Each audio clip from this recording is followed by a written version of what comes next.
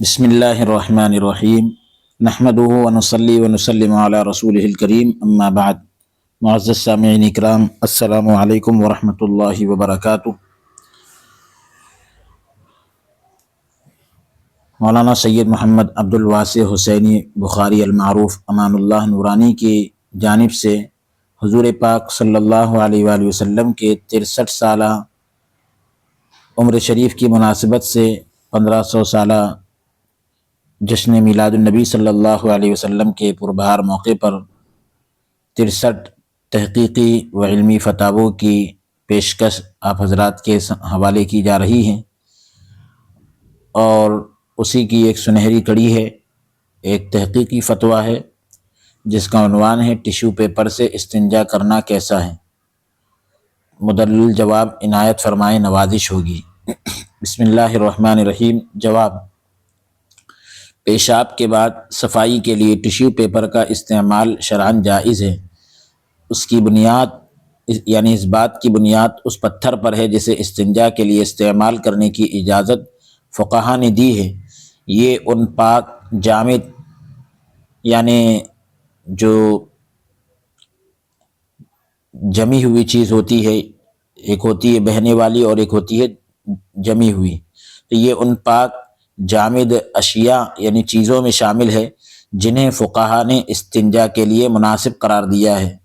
کیونکہ یہ بنیادی طور پر صفائی کے لیے ہی تیار کیا گیا ہے، اس کو بنایا ہی جاتا ہے صفائی کے لیے، جیسے ریشم، کپڑے کے ٹکڑے اور روئی اون اور چمڑا۔ مزید یہ یعنی اس کے علاوہ یہ کہ ٹیشو پیپر اگرچہ کاغذ بظاہر کاغذ معلوم ہوتا ہے، دیکھنے میں کاغذ دکھتا ہے،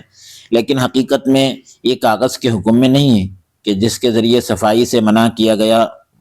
گیا ہو، روکا گیا ہو، کیونکہ کاغذ جس میں کتابت کی جاتی ہے، لکھائی ہوتی ہے، وہ چکنا اور فریش ہوتا ہے اور اس میں پانی جذب کرنے کا مادہ نہیں ہوتا ہے۔ پانی کو ایگزارب کرنے کی اور چوسنے کی صلاحیت اس کے اندر نہیں ہوتی، بلکہ پانی لگتے ہی دور تک پھیل جاتا ہے کاغذ کے اندر۔ اور ٹیشو پیپر چکنا نہیں ہوتا بلکہ کھردرا ہوتا ہے اور اس میں پانی جذب کرنے کا مکمل طور سے مادہ ہوتا ہے، بلکہ حقیقت یہ ہے کہ ٹیشو پیپر بہت سی دیگر جامد اشیاء سے بہتر ہے، یعنی جو چیزیں لیکوڈ نہیں ہیں تو ٹیشو پیپر ویسی دوسری چیزوں سے بہت اچھا ہے، پتھر وغیرہ یہ وہ۔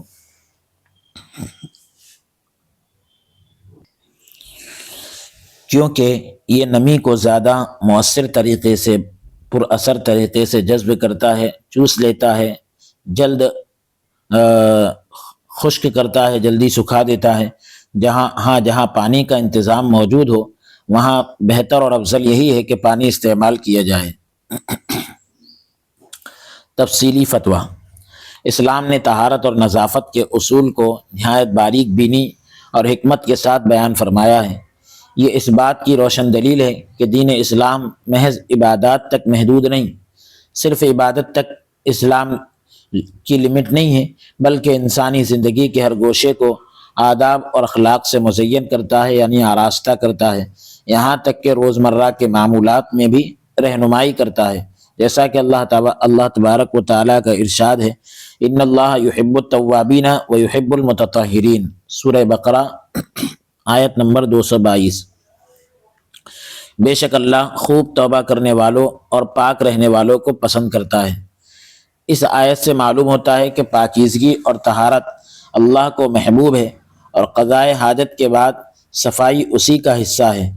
عن سلمان قال قیل له قد علمکم نبیکم صلی اللہ علیہ وسلم کل شیء حتى القراءة قال فقال اجل لقد نهانا ان نستقبل القبلة لغائط او بول او ان نستنجي باليمين او ان نستنجي باقل من 3 احجار او ان نستنجي برجيع او بعظم، سنن ابی داؤد کتاب الطہارہ حدیث نمبر 7۔ سلمان رضی اللہ عنہ کہتے ہیں کہ ان سے یہ کہا گیا، یعنی بطور استہزاء مذاق کے طور پر یہ کہا گیا کہ تمہارے نبی نے تمہیں تو سب چیزیں سکھا دی، یہاں تک کہ پاخانہ کرنا بھی۔ تو انہوں نے کہا، یعنی اب بطور مذاق سامنے والوں نے کہا تو حضرت سلمان نے فخر کے انداز میں کہا، ہاں بے شک ہمارے نبی صلی اللہ علیہ وسلم نے ہم کو پخانہ اور پیشاب کے وقت جو ہے قبلہ رخ ہونے اور داہنے ہاتھ سے یعنی سیدھے ہاتھ سے استنجا کرنے سے اور استنجا میں 3 سے کم پتھر استعمال کرنے اور گوبر اور ہڈی سے استنجا کرنے سے منع فرمایا ہے۔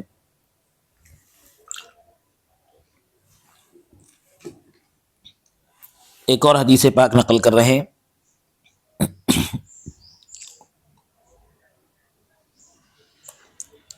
عن عبد الله بن مسعود قال قال رسول الله صلى الله عليه وسلم لا تستنجوا بالروث ولا بالعظام فإنه زاد إخوانكم من الجن۔ سنن ترمذی کتاب الطہارت حدیث نمبر 18۔ عبداللہ بن مسعود رضی اللہ تعالیٰ عنہ کہتے ہیں کہ رسول اللہ صلی اللہ علیہ وآلہ وسلم نے فرمایا، گوبر اور ہڈی سے استنجا نہ کرو کیونکہ وہ تمہارے بھائیوں یعنی جناتوں کی خوراک ہیں۔ مذکورہ احادیث سے معلوم ہوا کہ قضاء حاجت کے وقت قبلہ رخ ہونا اور دائیں ہاتھ سے استنجا کرنا منع ہے۔ 3 سے کم پتھروں سے استنجا کافی نہیں، اور ہڈی یا گوبر سے استنجا کرنا جائز نہیں، کیونکہ یہ ناپاک کرتے ہیں، یعنی یہ پاک نہیں کرتے اور نہ ہی ان کا استعمال درست ہے، بلکہ یہ جنات کی خوراک ہے۔ کن چیزوں سے استنجا کیا جا سکتا ہے؟ اس سلسلے میں فقہائے کرام کے اقوال۔ امام عینی حنفی رحمۃ اللہ علیہ، جن کی وفات 855 ہجری ہے، وہ لکھتے ہیں وَيَجُوزُ فِيهِ الْحَجَرُ أَيْ يَجُوزُ فِي الْإِسْتِنْجَاءِ اسْتِعْمَالُ الْحَجَرِ، کہ پھر پتھر سے یہ جو ہے البنایہ شرح ہدایہ کی پوری عبارت ہے کہ، اور اس کا جلد نمبر 1 صفحہ نمبر 739 پر یہ عبارت موجود ہے کہ پتھر سے استنجا جائز ہے، اور جو چیز اس کے قائم مقام ہو، جیسے تراشیدہ پتھر، تراشا ہوا پتھر، مٹی، کپڑا، روئی، چمڑا وغیرہ، ان سے بھی جائز ہیں۔ اسی طرح فتاوی ہندیہ میں ہے یجوز الاستنجاء بنحو حجر منقن، کہ استنجا ایسی چیزوں سے جائز ہے جو گندگی کو دور کر دیں، جیسے تراشیدہ پتھر، مٹی، لکڑی، کپڑا، چمڑا اور ان جیسی دوسری چیزوں سے، اور اس میں کوئی فرق نہیں کہ جو چیز خارج ہوئی ہے نکلی ہے وہ معمول کے مطابق ہو یا غیر معمولی، جیسے خون یا پیپ۔ دونوں صورتوں میں پتھروں وغیرہ سے پاکی حاصل ہو سکتی ہے، یعنی عادتاً عام طور پر وہ چیز نکلتی ہو یا نہ نکلتی ہو۔ اب نہیں نکلنے والی چیز عام طور پر خون پیپ وغیرہ نہیں نکلتا اس مقام سے، لیکن کبھی نکل جائے تو بھی پاکی حاصل ہو سکتی ہے۔ اس کے علاوہ امام ماوردی شافعی رحمۃ اللہ علیہ، جن کی وفات 450 ہجری ہے، وہ لکھتے ہیں فَإِذَا ثَبَتَ أَنَّ غَيْرَ الْأَحْجَارِ يَقُومُ مَقَامَ الْأَحْجَارِ، الحاوی الکبیر جلد نمبر 1 صفحہ نمبر 167 پر پوری عبارت موجود ہے کہ جب یہ ثابت ہو گیا کہ پتھروں کے علاوہ بھی چیزیں پتھروں کے قائم مقام ہو سکتی ہیں، تو وہ ہر چیز جس میں 3 اوصاف پائے جائیں اس سے استنجا جائز ہے، اور وہ 3 اوصاف یہ ہیں: پاک ہونا، نجاست کو زائل کرنے والی ہونا، یعنی ایک تو پاک ہونا چاہیے، دوسرا نجاست کو دور کرنا چاہیے، اور تیسرا یہ کہ کھانے کی چیز نہیں ہونا۔ اور تینوں اوصاف پکی اینٹ یعنی مٹی کے برتن، کپڑے کے ٹکڑے، لکڑی، درخت کے کھردرے پتے، مٹی کے ڈھیلے اور اسی طرح کی دوسری بے جان چیزوں میں پائے جاتے ہیں جن کی کوئی حرمت نہیں ہے، جن کے حرام ہونے کا کوئی ذکر نہیں ملتا۔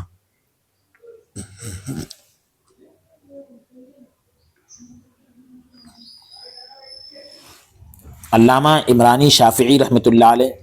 جن کا زمانہ 490 سے لے کر 558 ہجری تک ہے، وہ لکھتے ہیں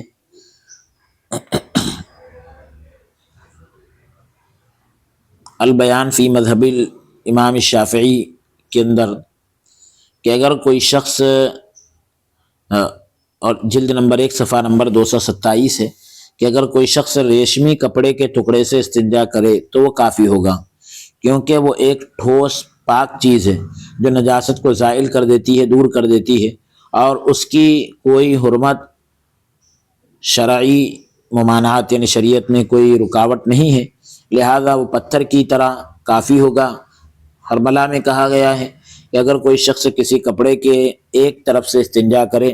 اور وہ کپڑا اتنا باریک ہو کہ نجاست دوسری طرف تک پہنچ جائے تو اس کپڑے کی دوسری طرف سے استنجا کرنا جائز نہیں ہوگا، کیونکہ وہ حصہ نجاست کی رطوبت سے تر ہو کر ناپاک ہو گیا ہے، یعنی نجاست کے گیلا ہونے سے وہ بھی جو ہے گیلا ہو کر ناپاک ہو گیا ہے۔ البتہ اگر کپڑے کو اس طرح لپیٹ دیا جائے کہ نجاست دوسری طرف نہ پہنچ سکے، یا وہ کپڑا اتنا موٹا ہو کہ نجاست دوسری طرف تک نہ پہنچے، تو پھر اس کی دوسری طرف سے استنجا کرنا جائز ہوگا، کیونکہ اس صورت میں دوسری طرف نجاست نہیں پہنچی۔ شیخ زکریا انصاری شافعی 824 ہجری۔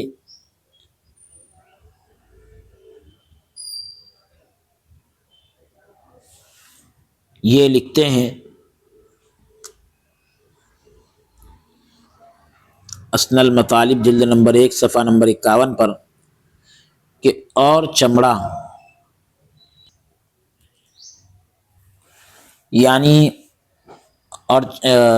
یعنی مذبوحہ ذبح کیے ہوئے جانور کا چمڑا یا غیر مذبوحہ کا یعنی جس کو ذبح نہیں کیا گیا ہو اس کا چمڑا، اگر اسے دباغت یعنی چمڑا صاف کرنے کے عمل سے گزارا گیا، یعنی یہ دباغت کا عمل کر دیا گیا تو وہ پاک ہے، کیونکہ دباغت اس میں موجودہ چکنائی اور رطوبت کو زائل کر دیتی ہے۔ دباغت کی وجہ سے اس کے اندر جو چکنائی وغیرہ ہوتی ہے، جو رطوبتیں ہوتی ہے، اس کو ختم کر دیتی ہے۔ دباغت کا جو عمل ہے اس کو ختم کر دیتا ہے اور اس کی طبیعت کو گوشت کی طبیعت سے بدل کر کپڑوں کی طبیعت جیسا بنا دیتی ہے۔ اس کے برعکس یعنی اس کے الٹا جو چمڑا دباغت سے نہ گزارا گیا ہو وہ پاک نہیں ہوتا، کیونکہ اس میں موجود چکنائی خشک ہونے میں مانع ہوتی ہے، سوکھنے کے اندر رکاوٹ بن جاتی ہے چکنائی کی وجہ سے۔ علامہ علیش مالکی رحمۃ اللہ علیہ لکھتے ہیں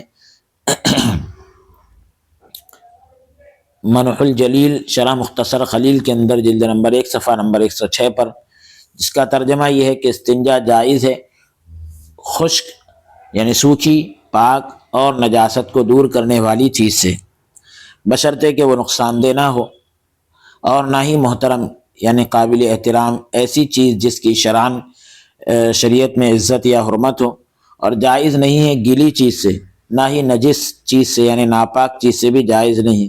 نہ بالکل ہموار چیز سے، نہ نوکدار چیز سے، اور نہ ہی کسی محترم چیز سے، قابل احترام چیز سے بھی جائز نہیں ہے، جیسے کھانے پینے کی چیز یا لکھی ہوئی چیز سے۔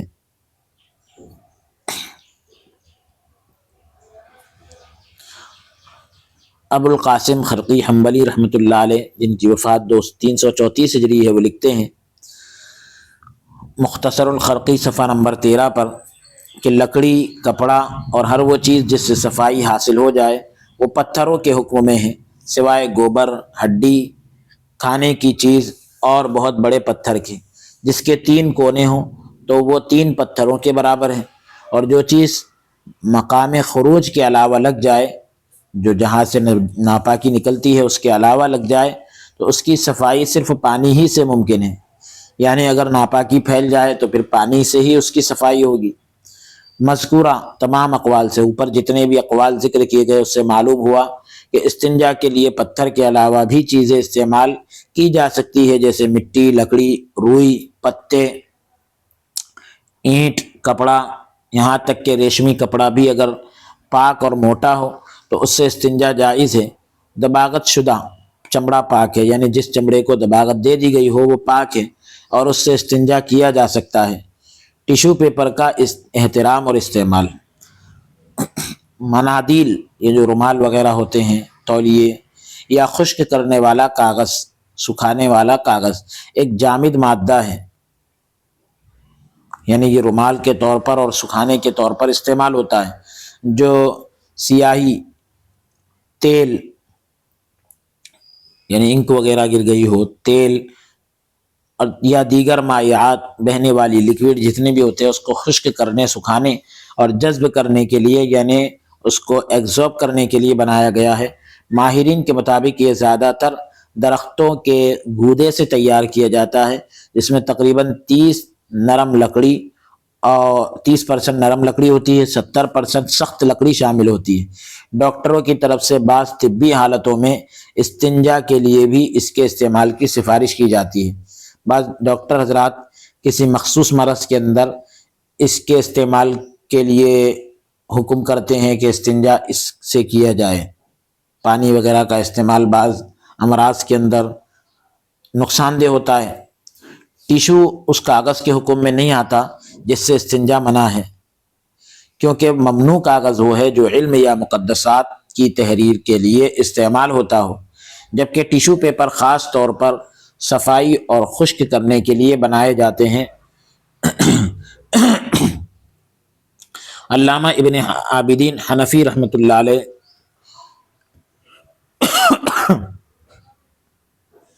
1198 ہجری سے 1252 تک جن کا زمانہ ہے، وہ لکھتے ہیں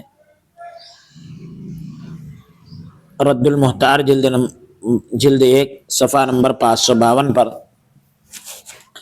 یعنی جب علت اس کا اعلی کتابت ہونا ہے، سبب جو ہے یہ ہے کہ وہ لکھائی وغیرہ کے اندر استعمال ہوتا ہے، تو اس کا نتیجہ یہ ہے کہ اگر کاغذ میں تحریر کی صلاحیت نہ ہو اور نجاست زائل کرنے والا ہو، دور کرنے والا ہو ناپاکی کو، اور قیمتی بھی نہ ہو، تو اس کے استعمال میں کوئی کراہت نہیں. علامہ ابن عابدین کے مطابق جس کاغذ پر علم یا مقدس تحریر ہو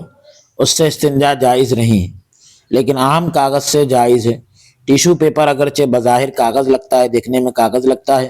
مگر حقیقت میں وہ کتابت والے کاغذ کے حکم میں نہیں آتا، کیونکہ عام کاغذ ہموار اور پانی جذب نہ کرنے والا ہوتا ہے، جبکہ ٹیشو پیپر جو ہے کھردرا اور پانی جذب کرنے والا ہوتا ہے.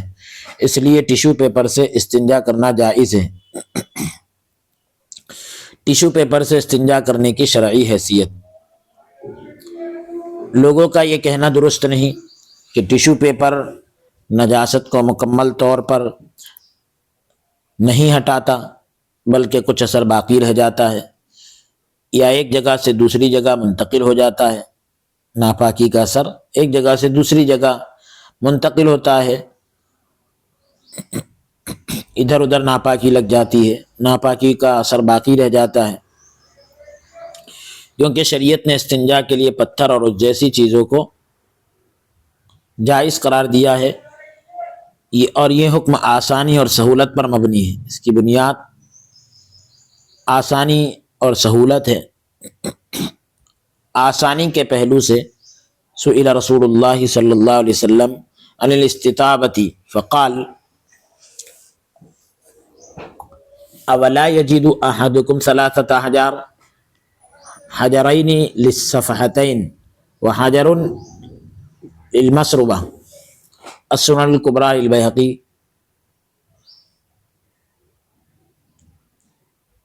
جلد نمبر 1 صفحہ نمبر 114. رسول اللہ صلی اللہ علیہ وسلم سے استطابہ یعنی قضائے حاجت کے بعد صفائی کے بارے میں پوچھا گیا، تو آپ صلی اللہ علیہ وآلہ وسلم نے فرمایا کیا تم میں سے کوئی 3 پتھر نہیں پاتا، اور 2 پتھر دونوں طرف یعنی صفحتین کے لیے، اور 1 پتھر مسربہ یعنی گندگی کے نکلنے کی جگہ کے لیے. اس وقت یعنی حضور علیہ السلام کے ظاہری دور مبارک میں پتھر جو ہے سب سے زیادہ عام اور آسانی سے ملنے والی چیز تھی،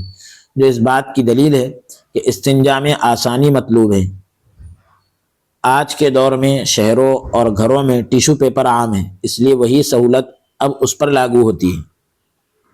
عملی پہلو سے پتھر سے بھی نجاست مکمل طور پر ختم نہیں ہوتی، بلکہ اتنا صاف کر دیتے ہیں کہ طہارت حاصل ہو جائے۔ اسی لیے 3 بار استنجا کی تاکید کی گئی ہے۔ جامد اشیاء سے یعنی سوچی ہوئی جمی ہوئی چیزوں سے نجاست کا مکمل خاتمہ یقینی طور پر ممکن نہیں۔ نجاست کو پوری طور پر ختم کرنا پانی کے لکوڈ کے بغیر ممکن نہیں، اور شریعت میں ایسی چیزوں کا مکلف بنانا، پابند بنانا جو ممکن نہ ہو، مناسب نہیں۔ جیسے پہلے زمانے میں پتھر سے استنجا جائز اور کافی سمجھا جاتا تھا، آج کے دور میں ٹیشو پیپر بھی اسی حکم میں شامل ہے، کیونکہ یہ عام اور سہولت والی چیز ہے۔ خلاصہ، ٹیشو پیپر یا جاذب کاغذ یعنی سکھانے والا جو کاغذ ہوتا ہے، اس سے پیشاب یا پاخانے کے بعد استنجا کرنا جائز ہے، کیونکہ یہ ان چیزوں میں شامل ہے جنہیں فقہاء نے پتھر کے قائم مقام جامدات میں شمار کیا ہے۔ یہ جو جمی ہوئی چیزیں ہوتی ہے، پتھر جیسے کہ ہوتا ہے جمادات میں سے، تو ٹیشو پیپر کو بھی اسی میں شامل کیا ہے، شمار کیا ہے۔ آج کے دور میں ٹیشو پیپر کی موجودگی ویسی عام ہے جیسے پہلے پتھروں کی ہوا کرتی تھی۔ شریعت میں اس قسم کے جامدات سے استنجا کرنے کو جائز قرار دینا تخفیف اور آسانی پر مبنی ہے۔ اس میں نہایت ہی آسانی ہے، اور ان سے نجاست کے مکمل ازالے یعنی دور کرنے کا مطالبہ نہیں کیا گیا۔ مزید یعنی اس کے علاوہ یہ کہ یہ مخصوص صفائی کے لیے ہی بنائے جاتے ہیں، خاص طور پر صفائی کے لیے ہی بنائے جاتے ہیں، اس لیے ان کا استعمال دیگر جامد اشیاء، دیگر جمی ہوئی چیزوں کے مقابلے میں بہتر ہے، کیونکہ یہ زیادہ مؤثر یعنی اثردار اور صاف ستھرا کرتے ہیں۔ واللہ اعلم بالصواب۔ اس کو لکھا ہے نور الزمان متعلم جامعہ عارفیہ، اور یہ جواب دیا ہے مفتی رحمت علی مصباحی چشتی قادری نے۔ 18 نومبر 2025 کو یہ فتویٰ جاری ہوا۔ اللہ عز و جل ہم سب کو قول سے زیادہ عمل کی توفیق عطا فرمائے۔ دوران درس اگر کوئی لغزش یا کوتاہی ہوئی ہو، اللہ عز و جل ہم سب کو معاف عطا فرمائے۔ استغفر اللہ ربی من کل ذنب واتوب الیہ، وصلی اللہ تعالی وسلم علی خیر خلقہ سیدنا و نبینا محمد وعلی آلہ واصحابہ وازواجہ وذریاتہ واہل بیتہ اجمعین برحمتک یا ارحم الراحمین، والحمد للہ رب العالمین۔ لا الہ الا اللہ محمد رسول اللہ صلی اللہ علیہ وسلم۔